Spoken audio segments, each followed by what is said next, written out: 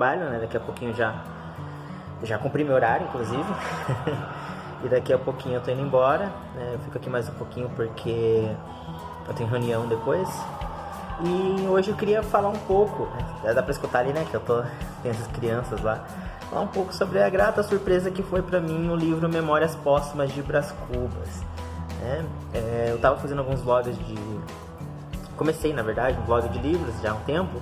Falei um pouquinho de Dan Brown, não cheguei a me aprofundar tanto, preciso me aprofundar mais, porque eu já li os livros deles, a maior parte pelo menos, né? Faltam acho que 2 livros deles pra mim ler.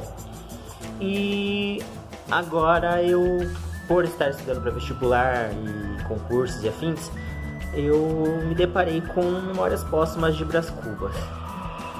E eu vou falar pra você que, olha, me surpreendi, né? Muita gente que leu Memórias Póstumas de Brás Cubas, entre outras obras de Machado de Assis ou de qualquer outro escritor brasileiro, sempre reclama que a escrita brasileira ela é muito rebuscada, ela é muito elitizada.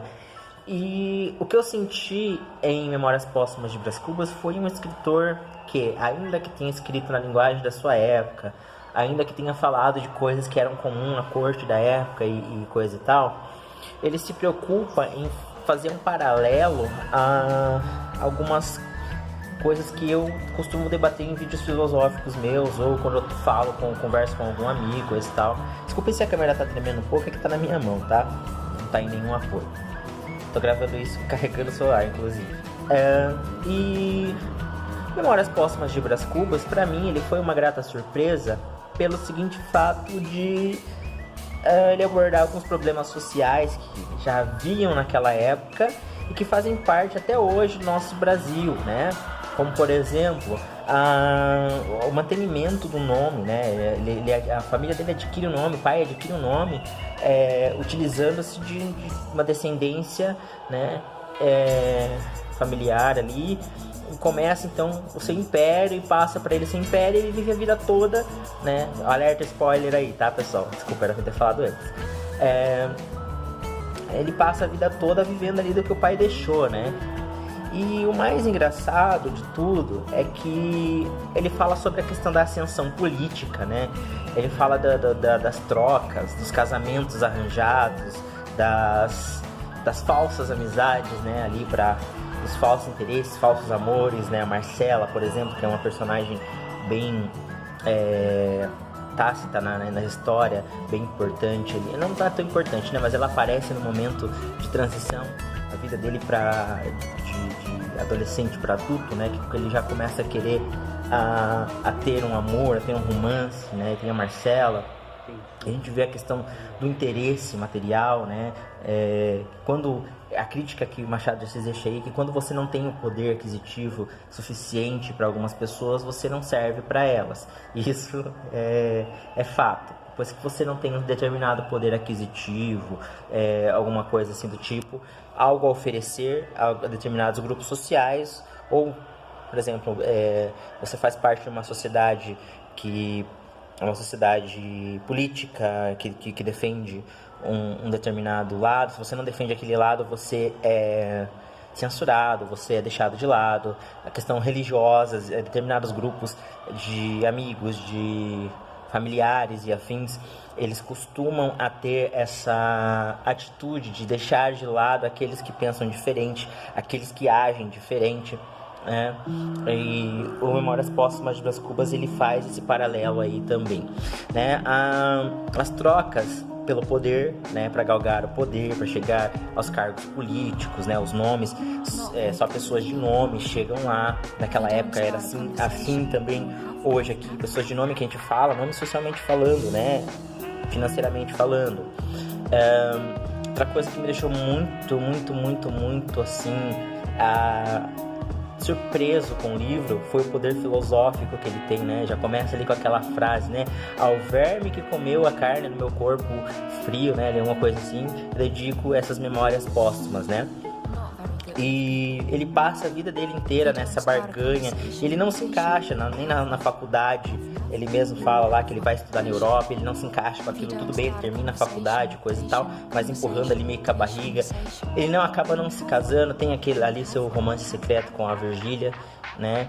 E tem essa questão também das traições, dos amores por interesses, né? No caso da Virgília de novo, ele já passou pela Marcela e a Virgília que se mantém casada com um cara que ela nem gosta, que ela trai esse cara, inclusive, justamente porque ela tinha vontade de ser marquesa, né? E outro cara tinha mais chance de ser marquês por ser casado, né? Por ser deputado, depois por vir a ser indicado presidente regional, né? A troca de favores, né, na sociedade. Aí aparece o Quincas Borba, né, ali um personagem muito interessante, que ele desenvolve toda uma filosofia dos humanitas, né. Ele passa anos aperfeiçoando, inclusive ele vive como mendigo por muito tempo, até depois ele herdar algo ali e galgar uma posição para poder colocar a sua filosofia, tanto política quanto religiosa e quanto com pensamento. Ao que de repente vem os devaneios, o próprio Quincas fica ali um pouco prejudicado dos pensamentos, acaba ficando louco e no final ele acaba meio que acabando com todo o legado filosófico que ele construiu durante anos e mostra mais uma vez aí Machado de Assis mostrando como é vã, né, as coisas que a gente faz em vida. Um resumo total, né, que esse vídeo vai ser curtinho mesmo, um resumo geral de Memórias Póstumas de Brás Cubas, que a gente vê que Machado de Assis ele vem com esse teor filosófico, essa crítica ácida social de uma sociedade antiga, mas que ainda é incrustada nos nossos tempos, é que a briga pelo poder é constante, a briga pela ascensão social entre as mulheres, homens e afins, relacionamentos galgados de interesse financeiro, relacionamentos, amizades galgadas, interesses políticos, filosofias que são criadas todos os dias, religiões que são criadas todos os dias, que levam as pessoas até a loucura, como aconteceu com Quincas Borba, para no final das contas o próprio personagem, o próprio Brás Cubas, ele vê todos os ricos, os pobres, né? A senhora que ajudou ele com o caso extraconjugal dele, a Marcela, que era a amante dele na juventude, que se interessava pela riqueza que ele podia proporcionar. Depois que ele não pôde mais proporcionar riquezas para ela deixou, né? E ela morre, ele vê ela suspirar, ele vê essa concubina, ela também suspirar, morrer.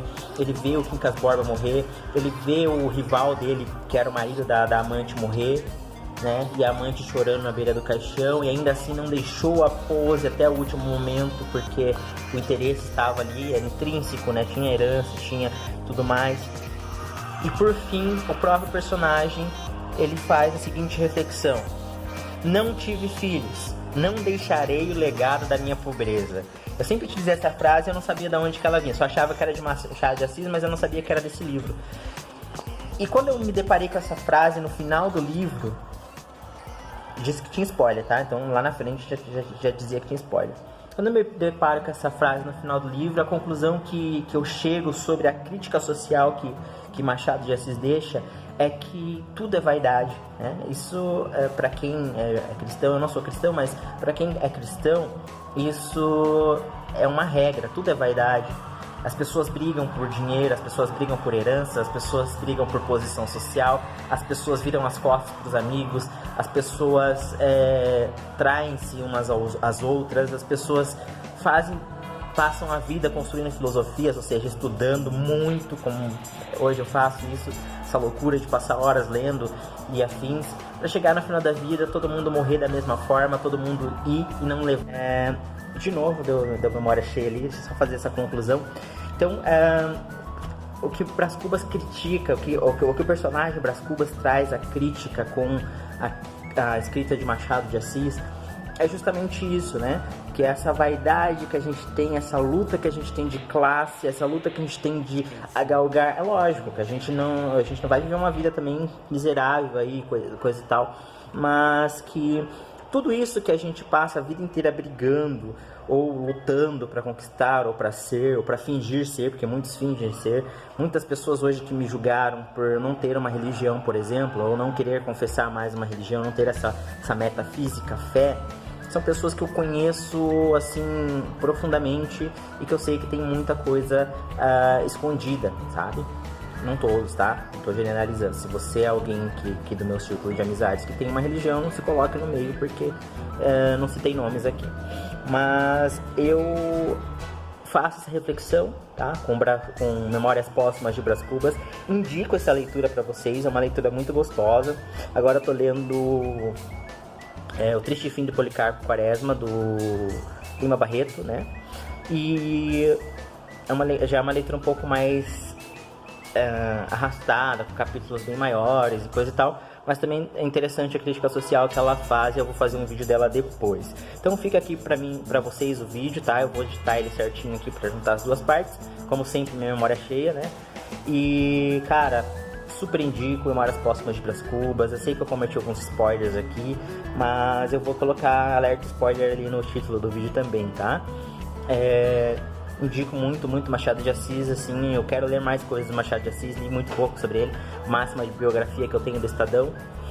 E da leitura de Lima Barreto, eu vou fazer de Lima Barreto e pretendo fazer um pouco de Dan Brown também, porque Dan Brown, eu falo muito de Dan Brown nos vídeos, porque o Dan Brown, ele é um escritor um pouco mal compreendido, muita gente leva ele muito assim por ficção ou por ser redundante.